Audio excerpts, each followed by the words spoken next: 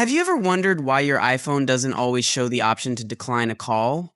Maybe you have an incoming call you'd rather not answer, but you're not sure how to decline it. If you're new to the iPhone, you might not be familiar with how to reject a call. Luckily, it's a simple trick that you'll pick up in no time. In today's video, I'll guide you through the steps to easily decline a call on your iPhone. Whether you're in a meeting, busy with something important, or just want to avoid the call, we've got you covered. Before getting started, I want to ensure that this method works the same on all iPhone models to date. So let's get started. When you receive a call and you want to decline it, what you need to do is just press the power button on the side of your iPhone twice. That's it. Just a double press of the power button and the call will be declined. It is as simple as that. Now, if you'd like an extra option, you can also send a quick text message to the caller if needed. This can be helpful for letting them know you're busy but will call back later.